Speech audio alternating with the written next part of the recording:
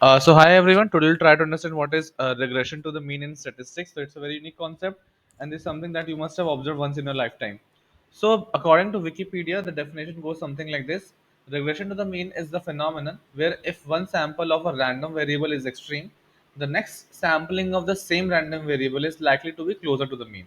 So what does this mean? Let's understand by an example.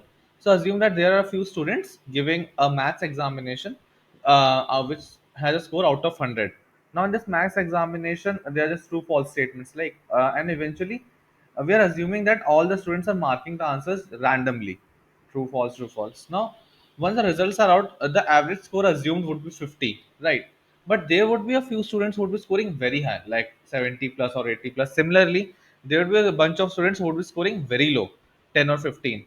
Now, when the whole thing is based on randomness, so what is the thing that went good for the bunch of students who scored very high, and what is the thing that went bad for the students who didn't perform very well, not even scoring the average marks? That was the luck factor because it was all randomness. Now, according to regression to the mean states that if we take these students, these extreme students who didn't perform well and who performed really well, again into a test, taking the same test randomly again, eventually even their score will now move closer to the mean. So the students who scored very less will be improving and moving closer to the mean. Like so the mean was 50 eventually, and the score of the folks who scored poorly was 10 to 15. So now this score will get pushed. Similarly, the students who scored very well, 70 to 80, now their score will get a little lesser. This is because the luck factor won't be helping out every time. So eventually regression to the mean comes into the picture when we have a factor of randomness or luck into the whole proceedings. Now there is a very common slang called as a sophomore slump. So the sophomore slump states that any athlete in his debut season who performed really well might not be able to replicate the same thing in his next season. So, what is the reason behind this? Again, regression to the mean. It's not like that the player is less talented. So, in his debut season, there were two factors coming into the picture: talent as well as his luck. So, both clicked together.